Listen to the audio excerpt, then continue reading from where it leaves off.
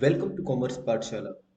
Last class जो कि हमारा चेंज इन पीएसआर का फर्स्ट लेक्चर था, उसमें हमने बात की थी सेक्रीफाइसिंग और गेनिंग रेशियो के बारे में। आज हम देखते हैं गुडविल के बारे में, types of goodwill and about their calculation. चलिए शुरू करते हैं। Goodwill nature and valuation. अगर आपको ये नोट्स चाहिए तो ये नोट्स मैं आपको इसका लिंक डिस्क्रिप्शन बॉक्स में दे दूंगा, वहां से आप ले सकते हैं। Goodwill is the value of reputation of a firm which enables it to earn higher profit in comparison to normal profit earned by the other firms in the same trade। मतलब क्या है, गुडविल क्या है? Reputation है, firm की reputation, जो आप business करो उसकी रेपुटेशन है। इससे होता क्या है, जितना पैसा लगा करके बाकी की फर्म जो यही बिजनेस कर रहे हैं, सेम बिजनेस कर रहे हैं जो आप कर रहे हैं, इसी बिजनेस को करने पे वो जो प्रॉफिट कमा रहे हैं उनसे ज्यादा प्रॉफिट आप कमा रहे हो। पैसा भी उतना ही लगाया है उन्होंने भी, आपने भी, ठीक है, उसी फर्म में, मतलब सॉरी उसी बिजनेस में, ठीक है, सेम बिजनेस है, बिजनेस कैटेगरी भी सेम, पैसा भी सेम लगा, लेकिन आपको प्रॉफिट उनसे ज्यादा है। क्यों ज्यादा है? गुडविल की वजह से। ठीक है। Goodwill is divided into two categories. कौन कौन सी? अब देखो, दो तरीके की गुडविल होती हैं। एक तो purchase goodwill.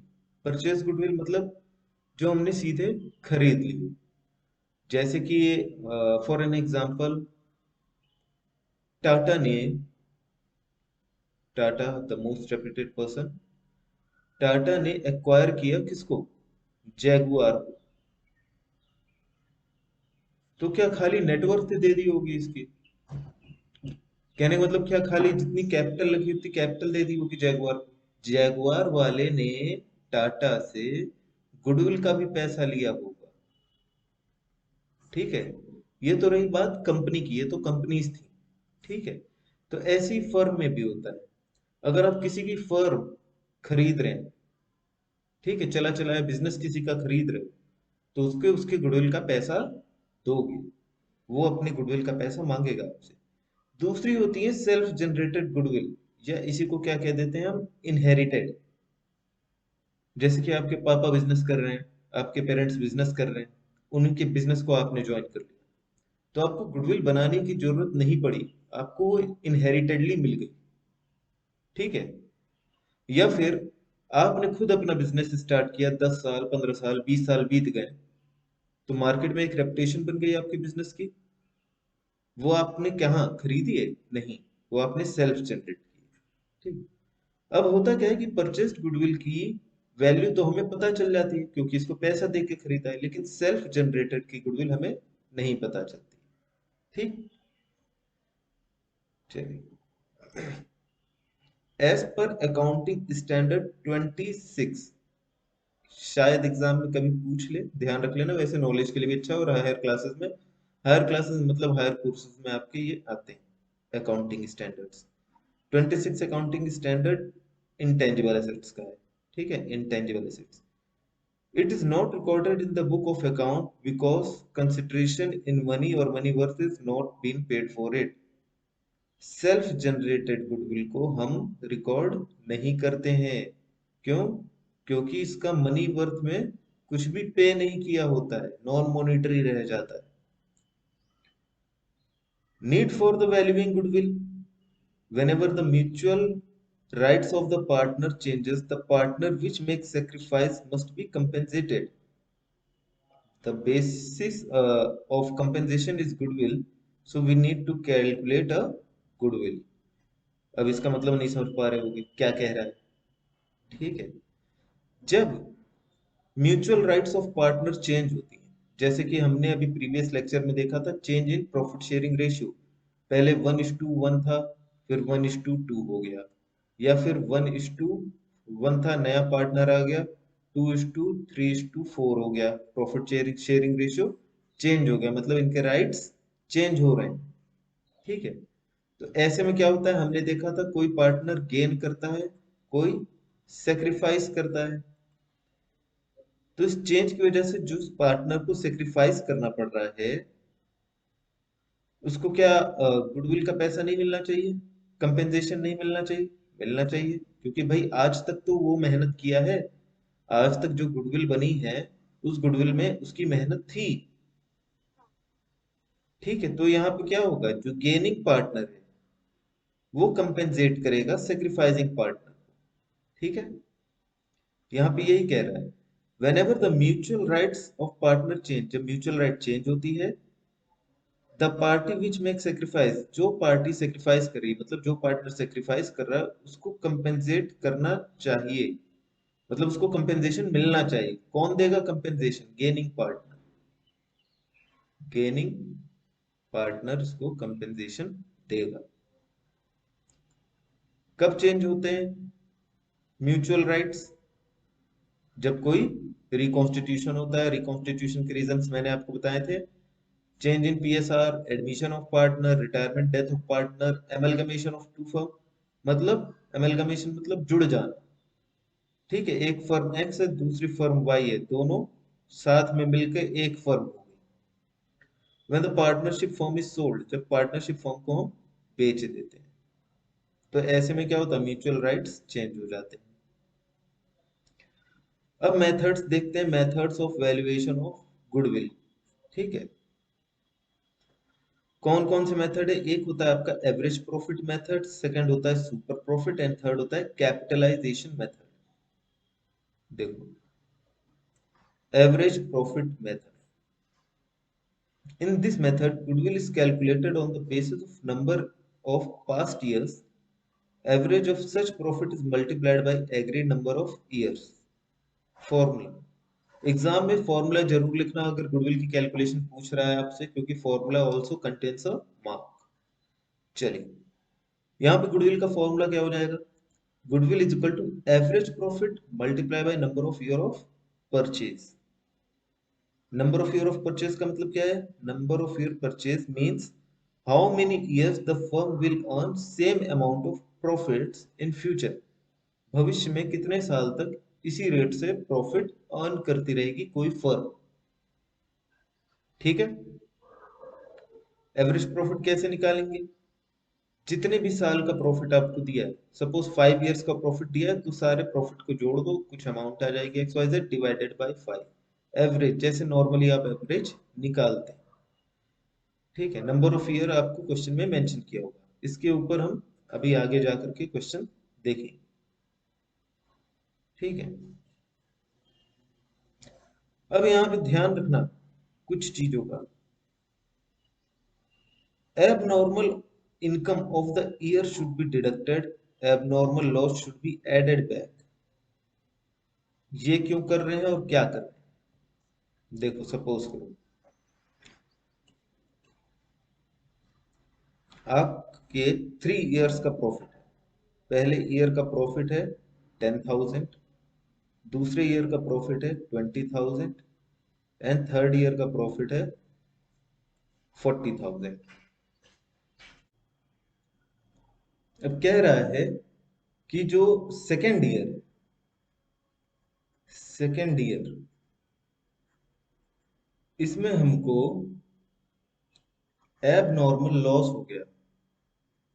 Abnormal loss, abnormal loss आप समझते होंगे, आग लग जाने की वजह से, जो कि मतलब आपके रेगुलर बेसिस पे नहीं हो रहा है, किसी अननोन इंसिडेंट से अचानक से किसी चीज की वजह से लॉस हो रहा है। ठीक है, वो कंटिन्यूटी नहीं रहती। एबनॉर्मल लॉस हो गया 10,000 का। ठीक है, सेकंड आपको कह रहा है कि थर्ड ईयर एबनॉर्मल गेन हो गया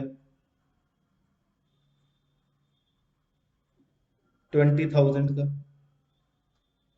ठीक, अब कह रहा है कि गुडविल निकालो एवरेज मेथड से। एवरेज मेथड का फॉर्मूला क्या है?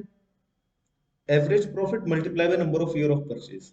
आप क्या करेंगे, ये तीनों प्रॉफिट को जोड़ देंगे, 70,000 आ जाएगा, और इसको आप डिवाइड करेंगे 3 से। पर ऐसा आप नहीं करेंगे। क्यों? देखो, एबनॉर्मल चीज जो होती है ना, वो गुडविल को अफेक्ट नहीं करती। अगर तुम्हारे दुकान में आग लग गई, तो ऐसा तो है नहीं कि हर रोज आग लगेगी या हर साल आग लगेगी, नॉर्मल रूटीन में आ गया आग लगना। भाई आज आग लग गई, लॉस हो गया एक बार, तो हरदम हरदम तो आग लगेगी नहीं। तो ये गुडविल को आपके इफेक्ट नहीं करेगा। लेकिन नॉर्मल लॉ से वो इफेक्ट करेगा। तो नॉर्मल को हम कंसिडर करेंगे, एब नॉर्मल के इफेक्ट को हम हटा देंगे।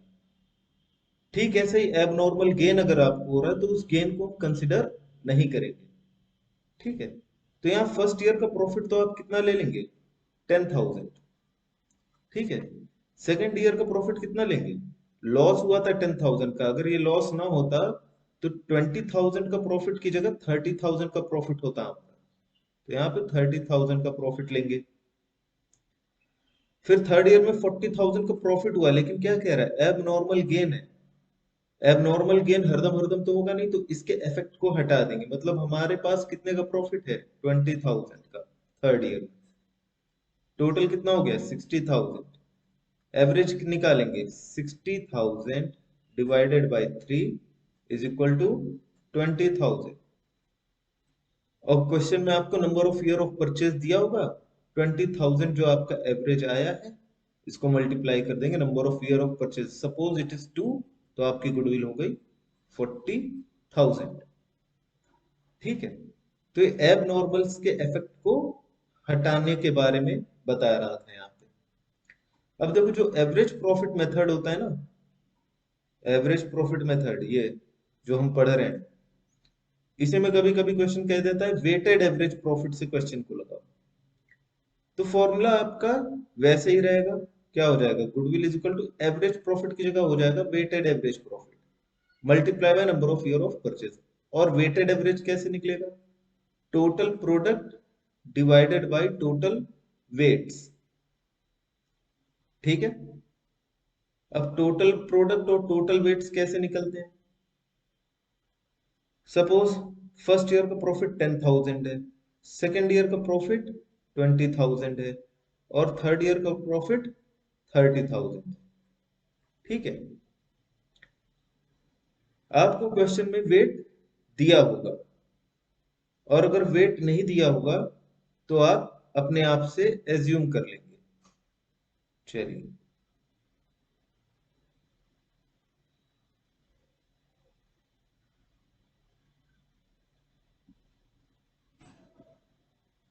देखिए जैसे इस क्वेश्चन में है, calculate value of goodwill on the basis of 3 year purchase weighted average profit of last 5 year, profits to be weight as 1 2 3 4 5, the greatest weight to be given to the last year.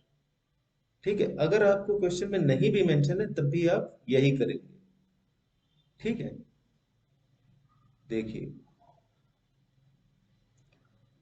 तो यहाँ पे अगर suppose question में नहीं mention है तो इसका wait हो जाएगा 1, नेक्स्ट ईयर का वेट 2, और लास्ट ईयर का वेट 3।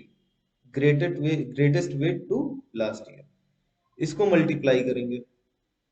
जो रिजल्ट आएगा इसके रिजल्ट को ऐड करेंगे, कुछ अमाउंट आ जाएगी एक्स वाई जेड। ये क्या आ गया आपका, टोटल प्रोडक्ट ऑफ प्रॉफिट।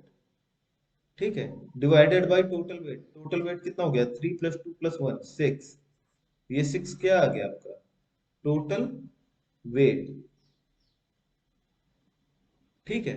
इसको करने के बाद number of year of purchase से मल्टीप्लाई करेंगे, आपकी गुडविल आ जाएगी। ठीक है।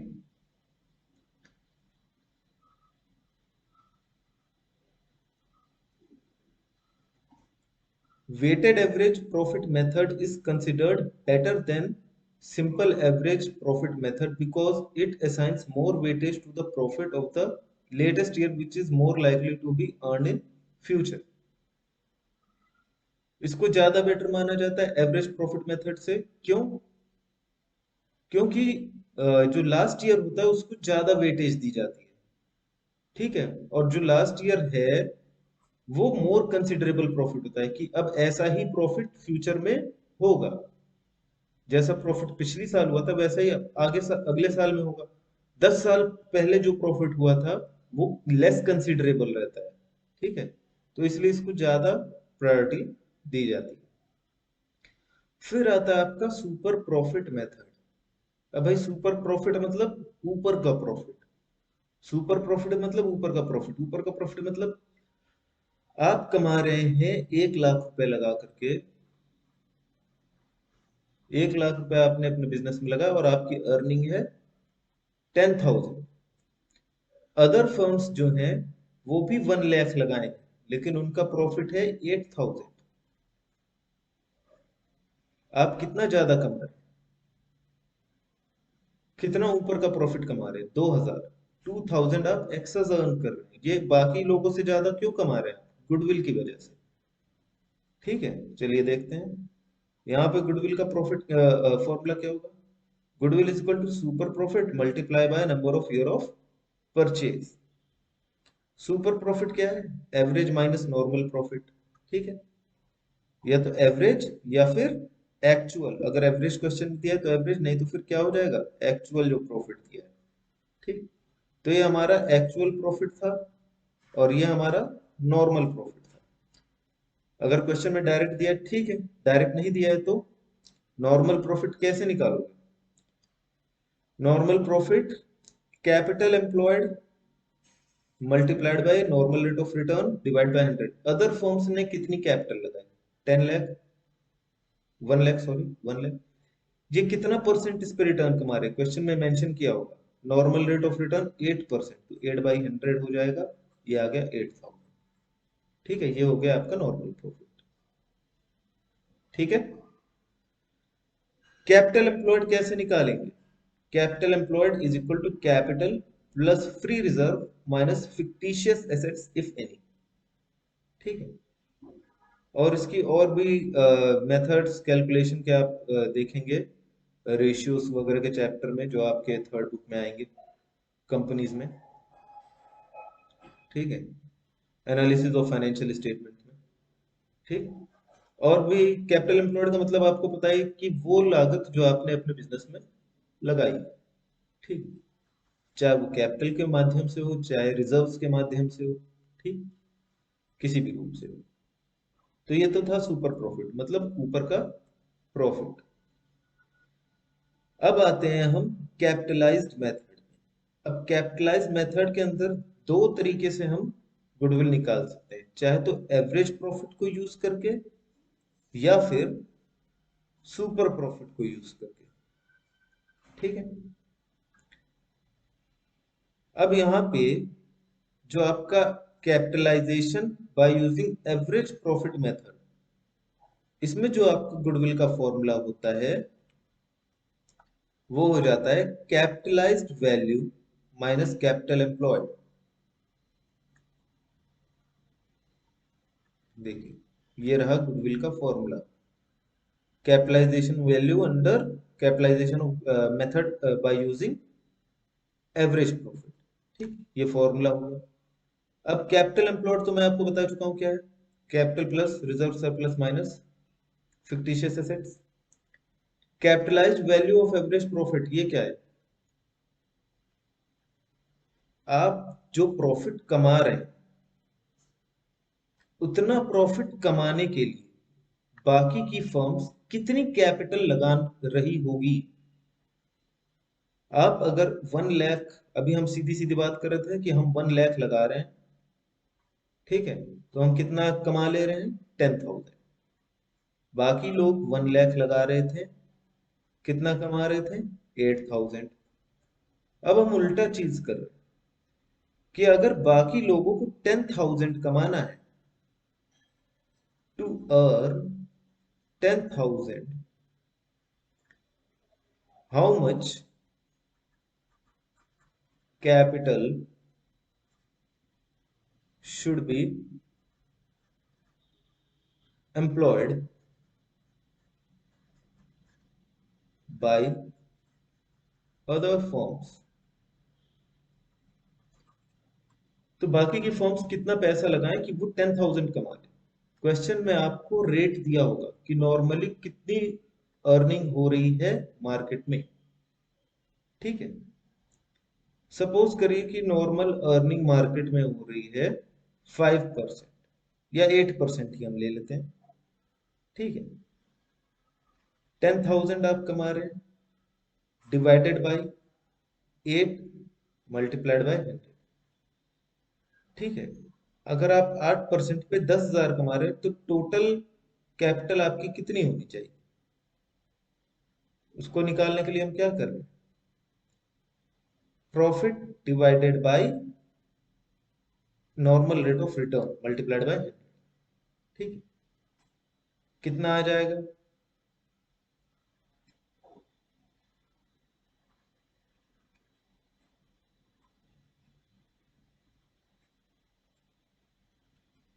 ये आ गया 1,25,000।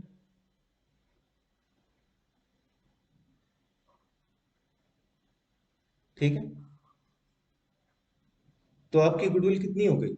आप 1 लाख रुपीज लगा रहे हैं 10,000 के लिए, बाकी लोग कितना लगाएंगे कि 10,000 कमा ले? 1,25,000। तो ये हो गई आपकी कैपिटलाइज्ड वैल्यू। ये था आपका कैपिटल एम्प्लॉयड। इसके बीच में और इसके बीच में डिफरेंस ले लेंगे तो 25,000 आपकी गुडविल आ गई। ठीक है, देखो कैपिटलाइज्ड वैल्यू कैसे निकालेंगे? Average profit divided by NRR multiplied by 100। यही तो हमने यहाँ पे किया, एवरेज प्रॉफिट या actual profit divided by NRR multiplied by 100। ठीक, और गुडविल का फॉर्मूला क्या हो गया? Capitalised value minus capital employed.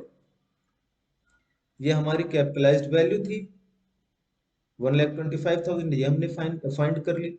और कैपिटल एम्प्लॉयड कितना है? 1 लाख। दोनों का डिफरेंस ले लिया, गुडविल आ गई। ठीक है, ये capitalize by using average profit था। अब लास्ट मेथड क्या है इसमें? Capitalization of super profit method. Super profit method. ठीक है, चलिए इसमें फॉर्मूला क्या हो जाता है? Goodwill is equal to super profit multiplied by 100 divided by NRR. अब दोनों में कंफ्यूज मत होना, यहाँ पे फॉर्मूला आपका super multiplied by 100 divide by NRR था, और यहाँ पे गुडविल का फॉर्मूला क्या है? Capitalized value minus capital employed. और कैपिटलाइज्ड वैल्यू का फॉर्मूला क्या था? Average profit multiplied by 100 divide by NRR. कई बार क्या होता है, बच्चे इसी को गुडविल बना के चले आते हैं। ऐसा नहीं होगा, यहाँ पे कोई कैपिटलाइज्ड वैल्यू का लफड़ा नहीं है। सुपर प्रॉफिट मेथड से अगर कैपिटलाइज करो तो यहाँ पे कैपिटलाइज्ड वैल्यू नहीं निकालना है। क्यों? रीजन समझो। ये जो तुम इसके बीच का डिफरेंस निकाल रहे थे ना, 1 लाख और 1,25,000, इसके बीच जो डिफरेंस निकाल रहे थे तुम्हारा 25,000 आया था। यहाँ पे वो डिफरेंस ये ऑलरेडी यहाँ पे ले ले रहा है सुपर प्रॉफिट के अंदर। क्यों? क्योंकि सुपर प्रॉफिट कैसे कैलकुलेट करते हो? Average minus normal. तो वो डिफरेंस ऑलरेडी यहाँ पे इसने कंसिडर कर लिया। ठीक है, तो यहाँ फॉर्मूला आपका हो जाता है super profit multiplied by 100 divide by NRR. जैसे कि सुपर प्रॉफिट, अब इसी एग्जांपल में हम देखते हैं सुपर प्रॉफिट। सुपर प्रॉफिट हमारा क्या होगा? बाकी की फर्म 8,000 कमा रही, हम 10,000 कमा रहे थे, तो हमारा सुपर प्रॉफिट कितना हो गया? 10,000 minus 8,000, 2,000 multiplied by 100 divided by NRR. NRR कितना हमने लिया था? 8% लिया था, यहाँ भी हम 8% ले लेते हैं। कितना आ जाएगा?